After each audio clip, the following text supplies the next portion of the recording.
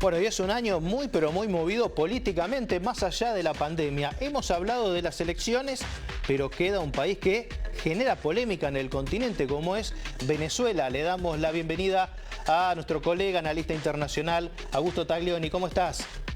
Hola Martín, ¿cómo estás? Bueno, me imagino que las miradas ahora puestas en Venezuela, ¿no? Algo que genera, por supuesto, voces a favor, rechazos en torno a Maduro en todo lo que es el continente.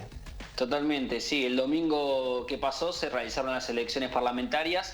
Una elección que no tuvo la presencia de toda la oposición, que tuvo la presencia de una parte de la oposición mayoritaria, la que tiene a Juan Guaidó como principal líder, no participó. Y bueno, y hay mucho cuestionamiento porque hubo un 69% de abstención, solamente un 31% de participación.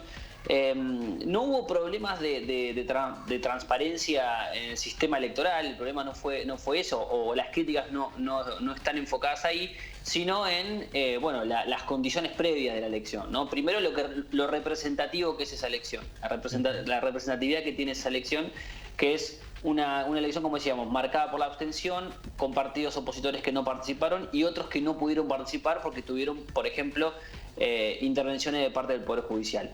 En ese contexto, el chavismo ganó con 69% de los votos, 68% de los votos, y se quedó con la mayoría absoluta de la Asamblea Nacional, que tendrá que renovar el 5 de enero y reemplazar a la actual conducción, que es la que lleva Juan Guaidó, ¿no? Que es un poco lo que apostaba el chavismo, ¿no? Tratar de sacarse de encima a Juan Guaidó, que bueno, que ha quedado en esta estrategia de la presión internacional que no ha surtido efecto. Así que en ese contexto, el gobierno de Venezuela, ahora con una parte importante de la comunidad internacional que no reconoce los resultados, se prepara para, bueno, volver a controlar un poder del Estado que era el único que estaba en manos de la oposición. Bueno, y ahí me tomo de esto último que decís, ¿no? Las reacciones en los distintos países del continente respecto a este bajo porcentaje que marcabas vos y que eso obviamente pone, por lo menos bajo la lupa, la legitimidad de estas elecciones, ¿no? ¿Cómo ha quedado el mapa continental respecto a Venezuela? Bueno, en realidad la verdad que no ha cambiado mucho en relación a antes. Digo, los países que no reconocían a Maduro, que consideran que Guaidó es el presidente legítimo, se manifestaron en ese sentido, digamos, ¿no? Los países del Grupo de Lima, bueno, Estados Unidos todavía con la administración Trump, la Unión Europea, los 27 países de la Unión Europea. Por ahí lo nuevo que aparece en el escenario en esto de reconocer o no resultados es el Grupo de Contacto Internacional, del que forma parte Argentina, que emitió un comunicado muy duro diciendo que, bueno, que las elecciones no respetaron las condiciones internacionales óptimas ni las leyes venezolanas, y bueno, y llama de vuelta al diálogo y a la recuperación democrática, digamos. Argentina no votó, no firmó esa manifestación, con lo cual quedó un poco aislada del resto de los países, pero digo, ¿por qué digo que es novedoso? Porque el Grupo de Contacto Internacional suele ser más dialoguista, ¿no? Propone como una tercera vía, la del Grupo de Lima u otros espacios que son un poco más duros con la postura. Bueno, en este caso hubo una diferencia y la verdad que el gobierno de Maduro hizo todo lo posible para que se cuestione, insisto, no la transparencia de la votación, digo, los votos que sacaron son los votos que sacaron. Un dato, el chavismo sacó menos votos que la cantidad de venezolanos que están refugiados, por ejemplo, ¿no? Sacó 4 y pico millones de votos contra 5.4 millones de venezolanos que están exiliados de Venezuela. Eso es un dato que marca, que da un marco de cómo está la situación. Pero bueno, el escenario internacional no cambia demasiado. Unión Europea, Estados Unidos y los países de América Latina en general no han reconocido los resultados. China, Rusia, Irán y un puñado de países latinoamericanos sí lo han reconocido.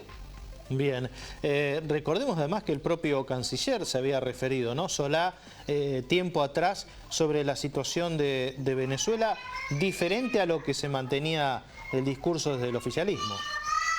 A ver, Venezuela es un tema muy incómodo para el gobierno, porque dentro de la coalición oficialista tenés sectores que piensan de una manera, que piensan que Maduro es una víctima de las presiones internacionales y que Venezuela es un país asediado, y están los que consideran que Venezuela es una dictadura y que Maduro tiene que ser sacado del poder, ¿no? Digamos, Sergio Massa, por poner nombres propios, y Cristina Kirchner, ¿no? Tienen dos posturas muy diferentes uno con el otro. En el caso de Alberto Fernández, intentó implementar una tercera vía, reconociendo que hay arbitrariedades, que hay violación de derechos humanos, que hay un régimen autoritario, pero al mismo tiempo condenando la presión, la intención de cualquier intención de intervenir desde el extranjero, o pidiendo siempre que las resoluciones, los conflictos se diriman hacia adentro de Venezuela. Y el Grupo de Contacto Internacional como que encuadraba en esa línea. Bueno, ahora la línea fue diferente, no hubo mucha diferencia entre el Grupo de Contacto y el Grupo de Lima o los países que tienen una postura más dura, y esa tercera vía quedó medio en una callecita angosta, ¿no? Digamos, no hay una ancha avenida del medio, hay una callecita angosta, insisto, y esto tiene que ver con el grado de dificultad que hay para pensar una salida integral desde América Latina para Venezuela, y lo incómodo que resulta el tema venezolano por cómo se da el consumo interno, ¿no? de la crisis venezolana en Argentina para el gobierno. Ha sido un año de elecciones. ¿Queda algún país más por votar en lo que resta de este 2020? No, en lo que resta de este 2020 en América Latina por lo menos no. Tenemos ya para el año que viene, en febrero, elecciones en Ecuador, en abril elecciones en Chile, así que hay un derrotero de elecciones el año que viene. Pero diciembre, si no me está fallando la memoria, no tenemos ninguna convocatoria electoral más. Bien. Augusto, como siempre, muy claro, y gracias por el contacto. Abrazo grande. Augusto Taglioni, quien es colega periodista y también analista internacional, respecto a lo que han sido las elecciones y cómo han reaccionado también los países del continente respecto a su resultado, recordemos, en Venezuela. Ahora